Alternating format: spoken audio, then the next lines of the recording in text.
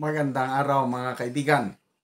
Pag-usapan pa rin natin ngayon yung Manifesto of Support na pinirmahan ng mga PME graduates. Kaya napalaya kaagad sina Doc Badoy and Ka Eric. Ito ngayon, may issue. Konting problema lang naman. Mga retired AFP generals na non-PME graduates nagre-reklamo. Bakit sila magreklamo? Ito, may natanggap akong message galing sa isang non-PME generals. Very senior ko ito. I think 1974 ang kanyang parang class sa Sabi niya, "Hi Johnny. May mga non-PMAers din na pumirma sa manifesto. Kasama ako doon. Pero kalaunan nawala pangalan namin. So, may kasamaan siyang pumirma. Ano ba ang ibig nila palabasin?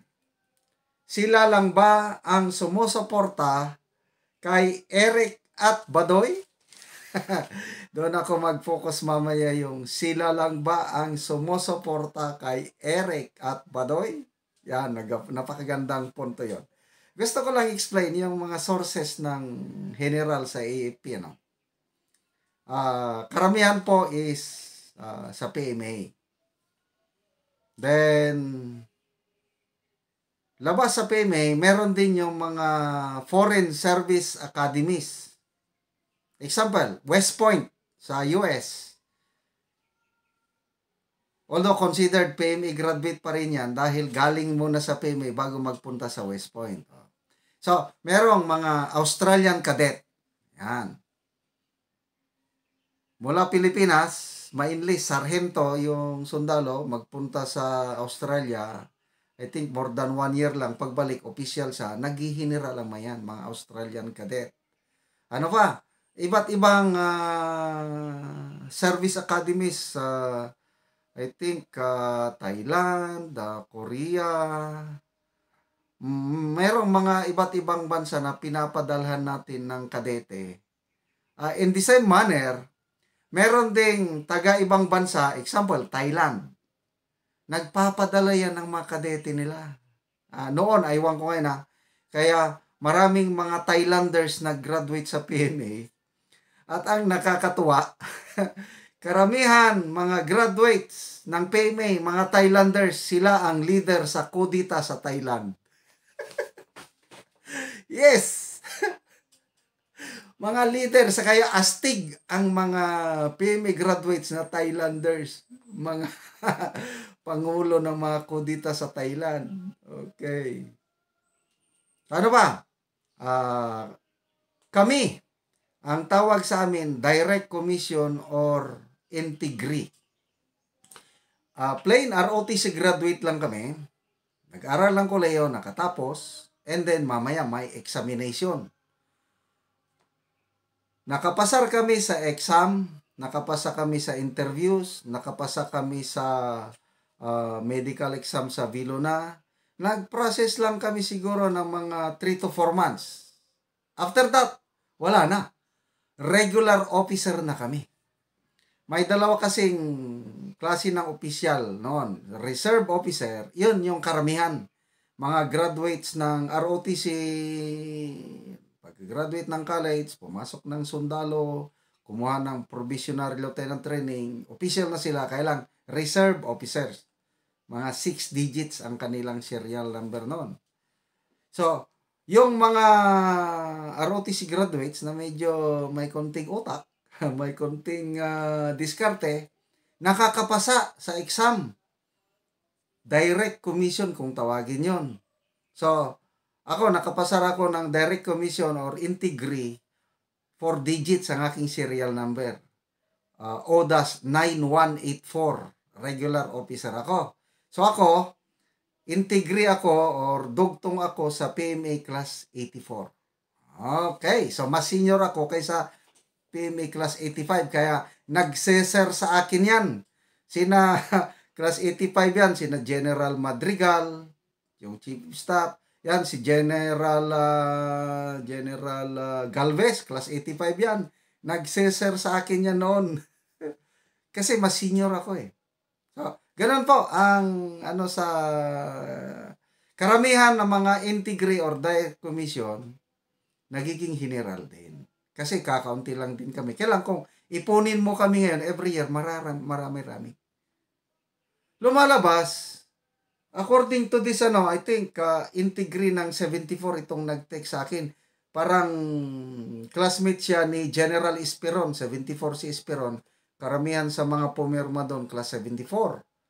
Kasi Esperon, ni Tatay Digong National Security Advisor. Yeah. So later on, nawala ang pangalan. Hindi ko ma-explain kung bakit nawala ang pangalan ng mga non-PMAers na pumirma sa manifesto. Ako, wala namang nag-contact sa akin kasi kakaunti ang PMA class 84 nga pumirma. Dadalawa o tatatlo lang nakita ko doon. So, wala. Kaya sabi ko doon, dito sa general na ito nga, ganun ba sir? Sayang naman. Kahit ako, gusto ko rin sanang pumirma kung pinapirma ako. Ang punto ko dito, yung sabi niya dyan na, sila lang ba ang sumusuporta kay Eric at Badoy? Marami po ang sumusuporta sa men and women in uniform. Yun ang gusto kong i-highlight. At hindi lang men and women in uniform, kundi mga ordinary civilians, di ba? Kaya nagiging instant hero si Ka Eric at Badoy at salamat po sa galaw ng sambayanang Pilipino.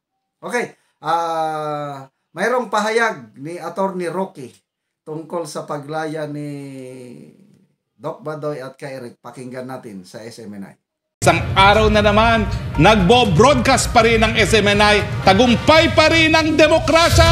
Hindi po magpapasupil dahil narito na naman tayo pag-usapan ng mga isyong nakaka-apekto sa pang-araw-araw na buhay. Yan po ang misyon ng media para ikalat ang katotohanan. Yan po ang misyon ng SMNI, hindi po magpapasupil. Welcome back kay Dr. Lorraine Badoy at saka kay Ka Eric. Ewan ko kung magpo-programa sila ngayon. Siyempre, magpapahinga muna dahil napakatagal na kanilang hunger strike. 7 days, no? Nandun po ako kahapon. Doon sa kanilang lugar kung saan sila binihag. Pero minabuti kong wag na munang sumama sa kanila sa pag-release, no? Kasi hindi tama na naging desisyon ng pag-release ay humanitarian grounds daw. Excuse me. Dumulog na po kami sa hukuman, sa habeas corpus. At ang katotohanan niyan, ayaw nyo lang siguro mapahiya, kaya pinalabas nun niya yung dalawa, no? Alam nyo po, magbabasa lang kayo ng kaso eh. Ang pinaka-bagong kaso tungkol sa pagdedetena ng Kongreso ay yung Lincoln Ong versus Senate. Ito po yung investigasyon sa Farmally at malinaw na malinaw sinabi ng Korte Suprema ron, bagamat meron kayong kapangyarihan na magpakulong dahil sa contempt of Congress, kinakailangan bago magpakulong, bibigyan ng pagkakataon ang mga ikukulong na marinig yung due process dahil no one shall be deprived of life, liberty, or property without due process of law. Ang ibig sabihin lang po nyon, show cause. Bakit hindi ka dapat ma-cite in contempt? Sabihin mo sa amin kung bakit. Wala pong ganun. Mantakin mo. Si Lorraine Badoy, sa issue ng kung whether or not may advertisement sa programa, sinabing nagsinungaling at pinakulong. At syempre, alam naman natin na ito naman kay Ka Eric, shield law Sabi na nga ng batas, hindi po pwedeng pilitin Bakit? Kakaiba ba ang Kongreso? Ikaw nga gumawa ng batas, Kongreso, ba't hindi mo alam kung anong ginawa mong batas? So, hindi po utang na loob ng sambayanang Pilipino ang pagpapalaya sa dalawang ito. Ang saligang batas pong nagsasabi na lahat ng tao merong kalayaan na hindi po pwedeng ipagkait without due process of law. So kasi kung mag-i-stay ako doon, baka sabihin nila ako'y nagmamano rin sa Kongreso. Wala pong nagmano. Wala pong humingi ng patawad. Sila po ay kusang pinalaya. Bakit? Ayaw nilang mapahiya. Siyempre meron na pong such a thing as institutional integrity. Abay, sasabihin ng mga justices, ano ba ito? Hindi nagbabasa ng aming desisyon. Kabago-bago na aming desisyon. Hindi binasa, hindi pinatupad. Pero ano po mangyari sa kaso? Well, yung Farmally po, yung Lincoln Ong versus Senate, dinesisyonan po yun, bagamat pinalaya na rin si Lincoln Ong. Bakit? Kasi meron pong mga pagkakataon na sabi ng Korte Suprema, unang-una, napaka-importante ng issue. Ito po ang pinaka-importanteng issue, yung shield law. kung ang Kongreso ba ay exempted sa coverage ng Shield Law na po pwede lang ipakulong ang mga testigo kapag ayaw ibigay ang source ng mga mamamahayag. At siyempre po, yung pagkait ng due process, no, doon sa mga kinulong bago sila ikinulong. Ang tanong, paano mo maibabalik ang 7 araw na pinagkait ang kalayaan dito sa dalawang ito? Kaya nga po, yung marami na mga kaso na sabi ng Korte Suprema, miski rendered moot in academic ang kaso, kung ito po'y pwedeng ulitin at magiging mailap sa judicial review, capable of repetition and yet evasive of judicial review, nagdidesisyon pa rin ang hukuman. Sana po ganyan nga mangyari. Lalong-lalo na po na pinag-uusapan ay isa sa pinaka-importanteng karapatang pantao, yung kalayaan ng mga mamamayan. So hindi po utang na loob yan, yung pagpapalabas sa dalawang yan. Hindi po yan dahil humanitarian grounds. Ang katotohanan, alam nila that there will be a day of reckoning. At alam nila na baka mapahiya ang kanilang Kamara de Representante. Mantakin mo, mambabatas, hindi nagbabasa ng batas. Dahil po ang desisyon ng Korte Suprema, yan po ay batas. Anyway, mas mabuti naman din po na nakalaya na sila. I will grant that dahil siyempre wala pong katumbas talaga ang kalayaan, no? Kaya nga naman po nakaukit yan sa saligang batas, hindi po pwedeng ipagkait nang hindi binibigyan ng pagkakataong madinig ang mga ikukulong. Attorney. So, welcome back, Lorraine, and welcome back, Ka Eric. At kasunod nga, ang paglaya ni Ka Eric at Dr. Lorraine mula dyan nga sa isang linggong pagkakabilanggo, Attorney, may pahayag din sila kagabi. Alamin natin yan sa report ni MJ Mondihar. Pagkatapos ng isang linggong pagkakadetine sa loob ng Kamara ay nirelease na ng House of Representatives ang dalawang SMNI hosts na sina Jeffrey Ka Eric Celis at Dr. Lorraine Badoy. Umeere sa SMNI sina Celis at Badoy sa Laban Kasama ang Bayan, programang inilaan para sa information war kontra CPP, NPA, NDF. Una na contempt si Celis itong nakaraang linggo matapos tanggihang ikanta ang source na kanyang tanong kung totoo bang umabot sa 1.8 billion pesos ang travel funds ng Office of the Speaker. Sunod na contempt si Dr. Badoy matapos tanungin sa TV ads sa kanilang programa. Ang kalayaan ay pinanindigan, ipinaglalaban, hindi ito ibinibigay. Ang karapatan sa konstitusyon ay dapat nirespeto ng pamahalaan at ito ang aming pinanindigan. Habang nakadetine sa Kamara, nagsagawa si Celis at Badoy ng hunger strike. Hindi sila kumain ng kahit ano at kumapit lamang sa buko juice at tubig. At ngayon nakalabas na sila sa Kamara, tinapos na rin nila ang hunger strike. Gusto kong magpasalamat sa ating mga kababayan na narinig ang boses ninyo, no? Kasi we're very clear that this is not about us. None of this is about just me and Eric. It's about our country, no? Yung pang-aabuso ng mga nasa kapangyarihan.